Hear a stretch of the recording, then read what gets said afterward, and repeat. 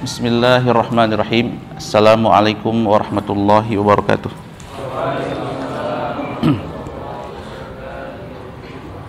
Alhamdulillahirabbil alamin, wassalatu wassalamu ala sayyidil mursalin nabiyina wa maulana Muhammad wa ala alihi wa sahabatihi at-tahirin wa man tabi'ahum bi ihsanin ila yaumiddin. Amma ba'du, jamaah yang dirahmati Allah Subhanahu wa taala. Pada pagi yang berbahagia ini, insyaallah kita akan berbicara ataupun membahas tentang perjalanan menuju kematian atau risalah kematian. Ikhwah fiddin yang dirahmati Allah Subhanahu wa taala, kita semua mengetahui bahwasanya kehidupan maupun kematian adalah keduanya merupakan perjalanan yang telah Allah Subhanahu wa taala tetapkan bagi setiap makhluknya tanpa terkecuali. Dialah Allah yang menganugerahkan kehidupan, menetapkan kematian bagi setiap jiwa yang bernyawa. Kullu nafsin dha'iqatul maut. Setiap jiwa ini akan merasakan yang namanya kematian.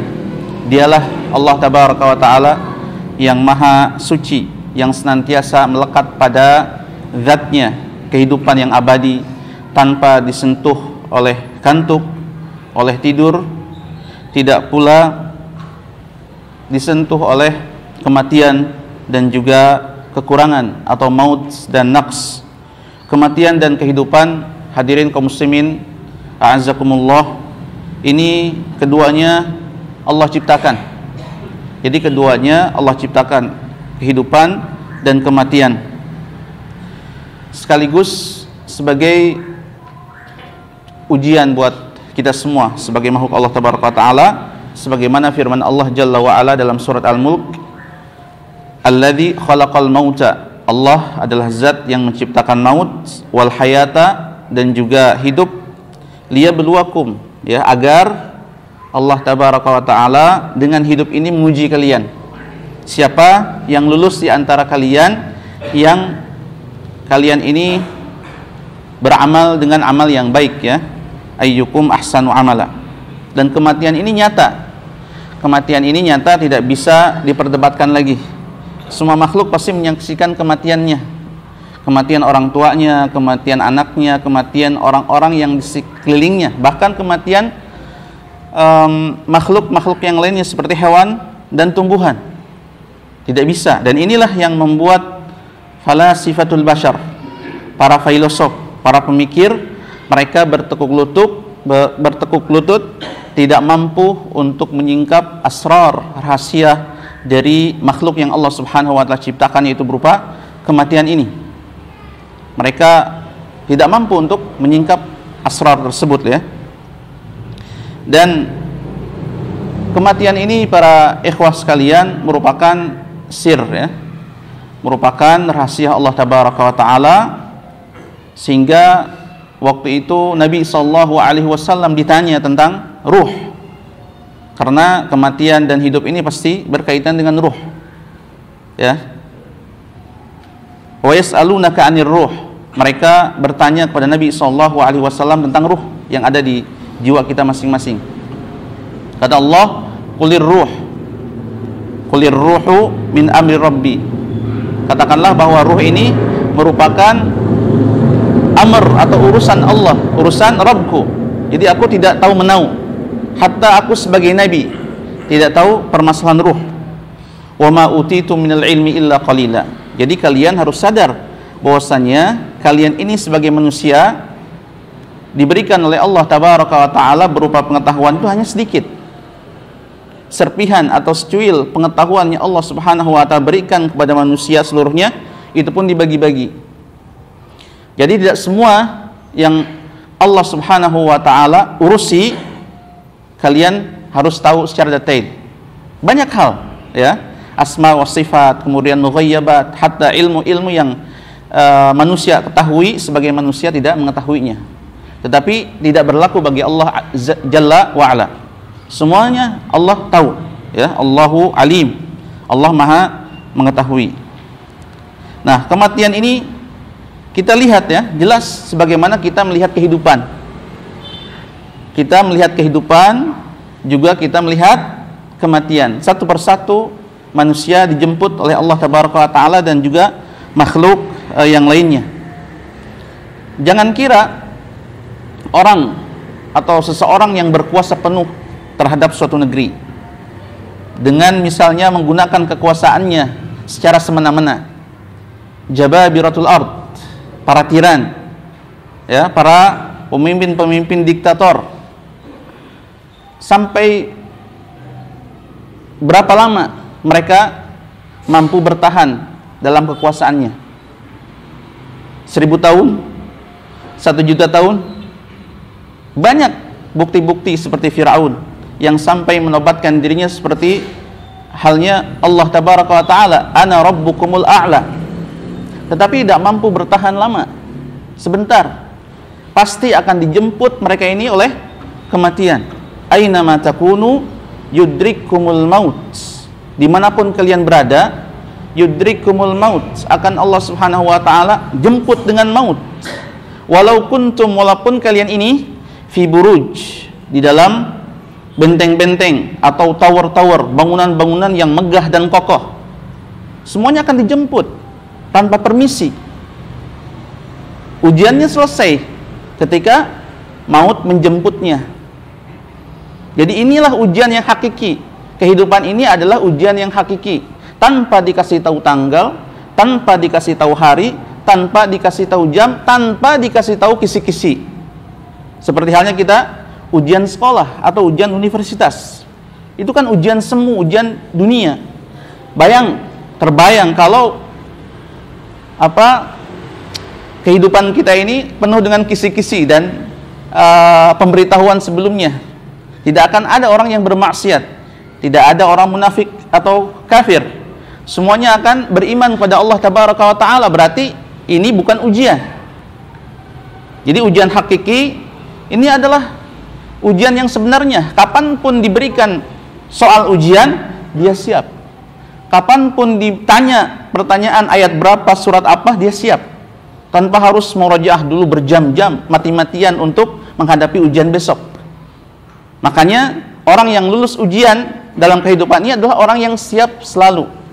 Ibarat pelajar senantiasa belajar tanpa mengenal waktu semesteran. Inilah ujian yang sebenarnya, ya, tanpa settingan. Ya, ini semua manusia kita ini tanpa settingan dari Allah Subhanahu wa Ta'ala. Kapanpun kita bisa mengakhiri masa ujian kita di dunia ini. Allah Tabaraka wa Ta'ala a'lam. Jadi seluruhnya akan dijemput kematian. Kullu man 'alaiha fan wa yabqa wajhu rabbika dzil jalali wal ikram. Semua yang ada di muka bumi ini, di atas dunia ini, akan fana, akan sirna. Badan kita, harta kita, pasangan kita, sebagaimana sekuat apapun kesetiaan kita, akan berpisah. Akan menyatukan lagi adalah keimanan kita yang berbangga dengan wajah, tidak akan bertahan lama, pasti mengerut kerutan tua. Yang berbangga dengan rambutnya bagus, suatu saat sehelai demi sehelai akan berubah menjadi putih. Terus berbangga dengan dunia, semuanya akan fana. Yang berbangga dengan harta akan ditinggalkan, akan dibagikan dan berebut, ya, bagi yang tidak memiliki tarbiyah imaniyah, pasca kematiannya berebut mereka, memperebutkan warisan kita yang dulu jerih payah mengumpulkannya mati-matian. Ini adalah kematian yang tidak bisa dipungkiri, ya. Sebagaimana orang-orang kufar ketika mereka mati, mereka meminta kepada Allah Tabaraka wa Ta'ala. Dan memang permintaan ini adalah permintaan yang percuma, ya. Sebagaimana Allah Tabaraka wa Ta'ala berfirman, hatta idza jaa ahadakum al-mautu, sampai datang pada mereka orang-orang kufar kematian, qala rabbirji'un. Nah, salah satu dari kufar, orang kafir yang ada di neraka ini, ya Rabb, meminta kepada Allah, rabbirji'un, kembalikanlah ulang. Kalau bisa saya bisa remedi, saya remedi. Tapi tidak bisa. Semuanya sudah berakhir. Jadi kita harus senantiasa bersedia untuk mengakhiri ujian itu, kapanpun itu dan dimanapun itu. Jangan sampai lalai dari menghadapi kematian. Dan kematian ini, ikhwas sekalian yang dirahmati Allah Subhanahu wa taala, perlu kita ingat ya, perlu ingat selalu, jangan sampai lalai. Karena Nabi sallallahu alaihi wasallam sering mengingatkan itu ya. Sering mengingatkan bahwasanya kematian itu adalah penghancur segala kelezatan dunia. Wa aktsiru fi dzikri hadzimi al-ladzat. Perbanyaklah kalian untuk mengingat segala untuk mengingat penghancur segala kelezatan dunia. Ya. Lidah kita yang kita senantiasa manjakan itu akan berakhir. Akan berakhir. Badan kita yang sehat juga akan berakhir. Akan hancur, ditelan bumi, diuraikan oleh pengurai berupa belatung dan lain sebagainya.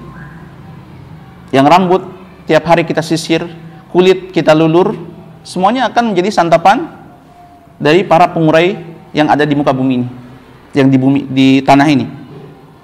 Nah, kematian ini, ikhwas sekalian, bukan hanya sesuatu yang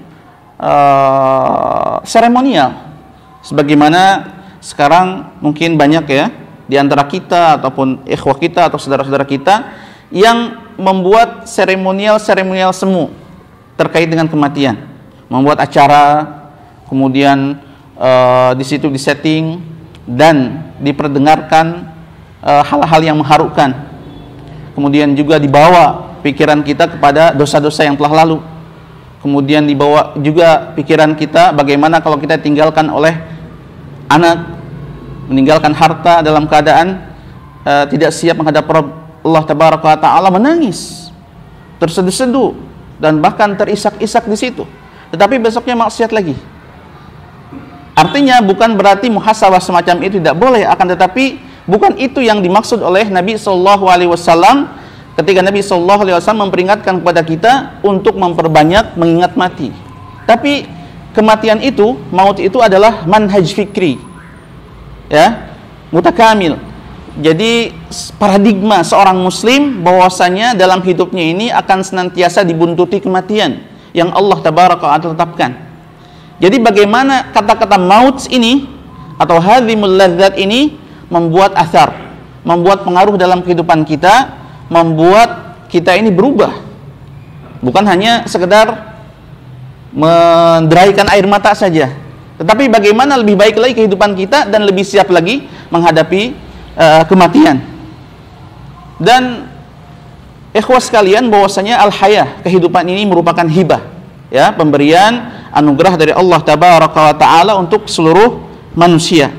Allah Subhanahu wa Ta'ala menciptakan kita dengan hidup tersebut, menguji kita dan memerintahkan kita untuk senantiasa memperbaiki qaul dan amal, ucapan dan perbuatan, ya. Semuanya Allah Subhanahu wa Ta'ala ciptakan. Wallahu khalaqakum wa ma ta'malun. Allah menciptakan kalian dan juga amal-amal kalian. Seluruh apa yang kita miliki. Sekarang kita berbahagia dengan anak, berbahagia dengan pasangan, bahkan yang tua berbahagia dengan cucu. Semuanya Allah Subhanahu wa Ta'ala anugerahkan kepada kita. Bukan sekedar kita berusaha untuk membuat anak kemudian kita punya anak, lah. Itu semuanya takdir dari Allah, anugerah dari Allah, amanah dari Allah, jangan sampai disia-siakan. Karena ketika kita menyia-nyiakan anggota keluarga kita, anak kita, istri kita, cucu-cucu kita, kerabat-kerabat kita, nanti tidak akan bersama kita di akhirat. Jadi sangat ironi ketika seorang beribadah tenang, sementara anak atau istrinya tertidur pulas atau bermain dan sebagainya, tidak pernah beribadah seperti halnya kita merasakan nikmatnya ibadah. Kita merasakan nyamannya zikir ba'da shalah. Anak kita tidak pernah diajarkan zikir ba'da shalah. Sampai tua pun ketika terbiasa dalam semacam itu, tidak akan bisa, walaupun itu perkara yang bukan wajib, zikir ba'da salah, sampai tua dia tidak bisa. Assalamualaikum, lari, tidak kuat, panas badannya kalau duduk setelah salat, karena dibiarkan dari kecil. Apalagi terkait keimanan, apalagi terkait faraid.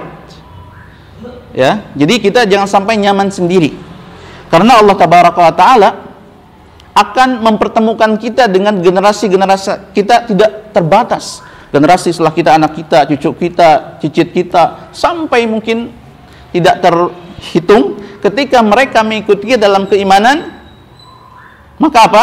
Akan alhaqnahum dzurriyyatahum, akan Allah pertemukan, akan Allah reunikan di surga nanti. Ya, apalagi di antara generasi kita ada yang keimanannya lebih tinggi, ada yang penghafal Quran, ada yang jadi alim yang subhanal mukhlis, ada yang mujahid fi sabilillah. Kita akan direunikan, akan disetarakan, akan mengangkat derajat kita di hadapan Allah Jalla wa Ala. Ya. Jadi ini semuanya merupakan amanah dari Allah Subhanahu wa Ta'ala yang akan kita bawa sampai mati.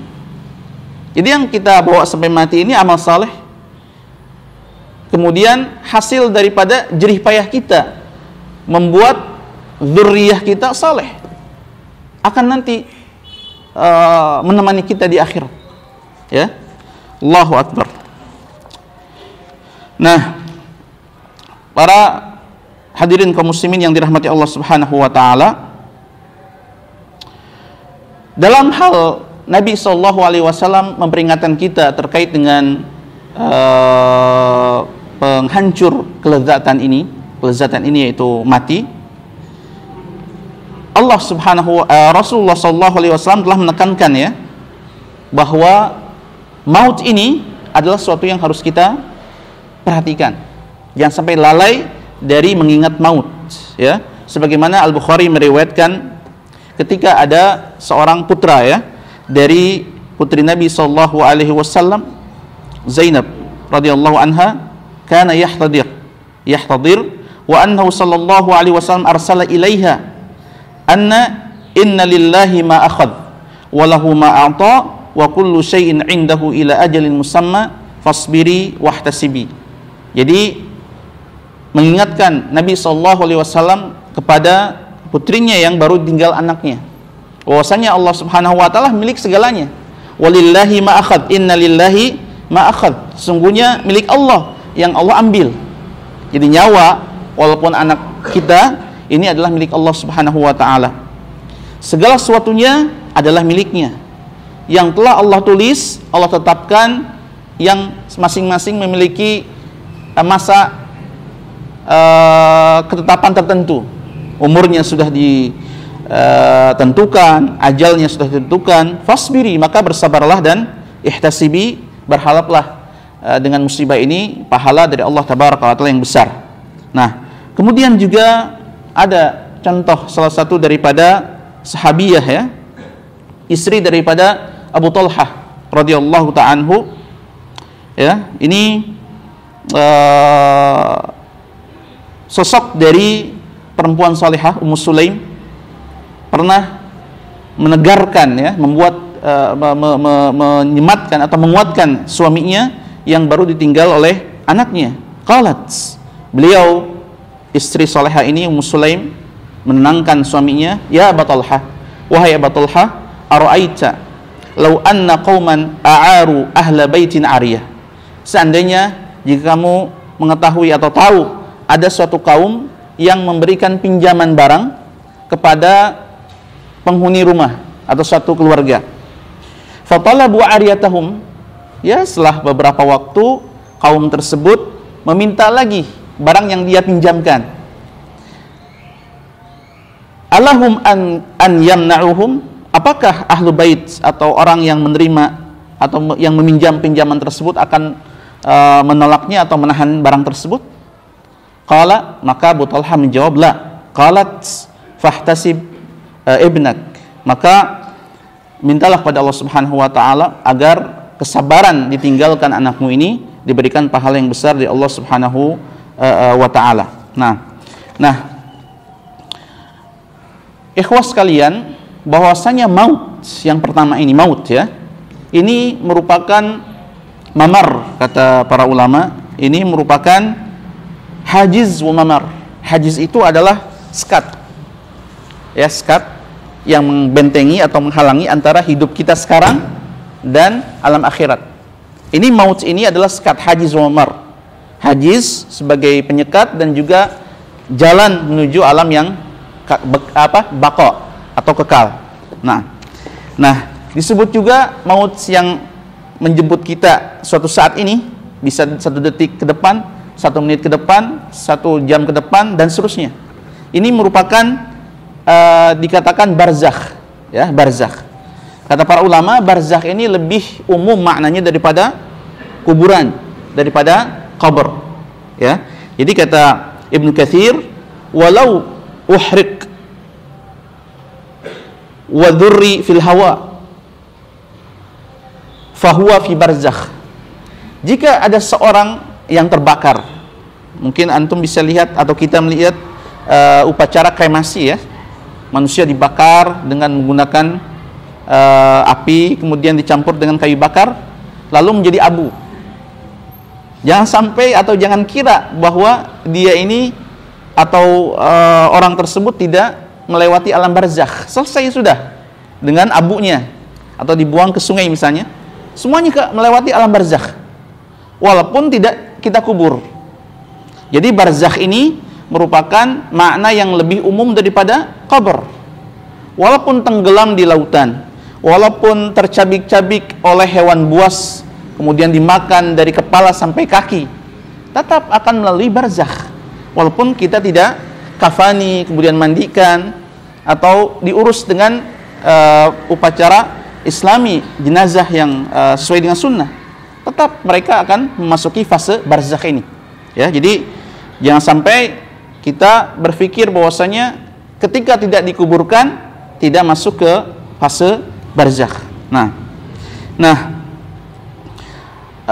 Bagaimana kalau kita menginginkan kematian?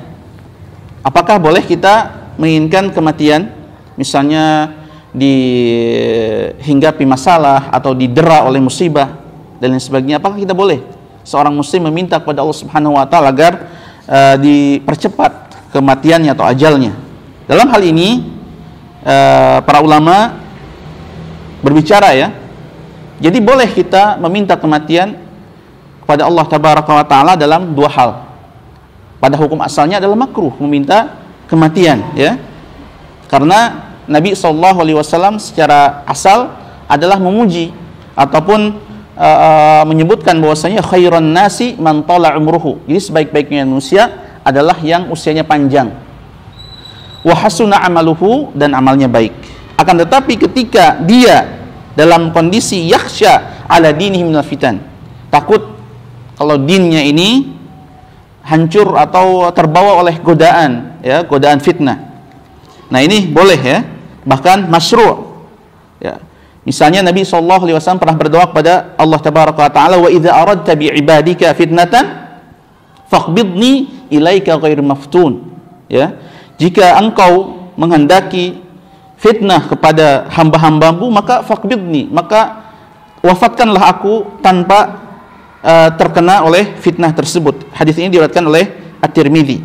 Kemudian Umar bin Khattab radhiyallahu taala anhu pernah menengadahkan tangannya ke langit, pernah berdoa seperti ini, Allahumma kabirat sinni, umurku ya Allah sudah tua, wa dha'ufat quwwati, dan kekuatanku sudah mulai melemah, wa antasharat ra'iyati, dan rakyatku, artinya futuhat, semakin luas. Artinya beban pun, tanggung jawab pun semakin berat di hadapanmu ya Allah. Faghbidni ilaika, wafatkanlah aku, hadapkanlah aku padamu, ghairu mudayyin wala mufarrid, dalam keadaan tidak menyia-nyiakan, ya, tidak menyia-nyiakan amanah tersebut.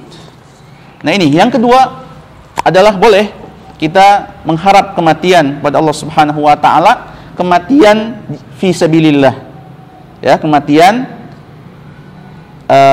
fi sabilillah, an yakuna mautuhu syahadatan fi sabilillah azza wa jal. Dan ini pernah, ya, ungkapan oleh Nabi sallallahu alaihi wasallam yang diriwayatkan Abu Hurairah, laula an asyqa ala ummati ma qa'adtu khalfa sariyatin lawadidtu anni uqtalu fi sabilillah thumma ahya thumma uqtal thumma ahya thumma uqtal. Jadi seandainya aku tidak memberatkan umatku, maka aku tidak akan duduk khalfa sariyah, artinya senantiasa ikut berperang di jalan Allah Subhanahu wa taala. Wala wadidtu, aku ingin sekali terbunuh fi sabilillah, kemudian aku hidup kembali, kemudian terbunuh kembali, kemudian hidup kembali, kemudian terbunuh lagi di jalan Allah Tabaraka wa taala. Karena memang dalam riwayat lain bahwasanya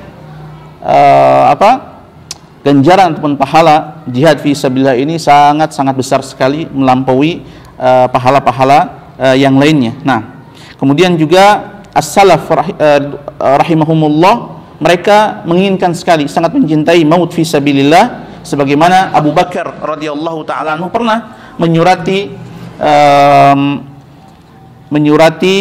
Al-Kadzdzab Musailamah, ya, dalam suratnya bahwasanya wallahi, demi Allah, la uqatilannahu, atau mengungkapkan pada para sahabat yang lain, demi Allah aku akan memerangi Musailamah Al-Kadzdzab biqaumin yuhibbunal mauta, dengan mengutus kaum ataupun bala tentara yang mereka mencintai kematian, kama yuhibbu al-haya, sebagaimana mereka mencintai hidup mereka.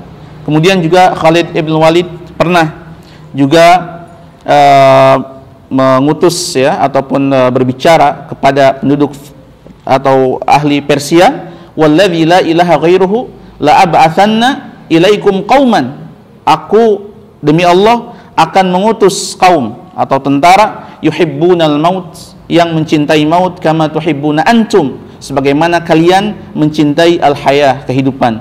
Jadi hukum asalnya adalah makruh, ya, bagi seorang ketika didera atau tidak ada masalah apa-apa, misalnya terkena penyakit tertentu, kemudian putus asa minta kepada Allah Subhanahu wa taala kematian, yang harusnya adalah sabar dan mengharap pahala yang besar dari penyakit tersebut. Tetapi ketika jenis mautnya ini jenis fisabilillah, maka seorang harus berharap maut di jalan itu, atau khawatir dinnya ini terfitnah, terusak oleh godaan-godaan yang dia tidak mampu mungkin. Allah taala a'lam, wa sallallahu wa sallim ala nabiyyina Muhammad wa ala alihi wa sahabatihi ajma'in.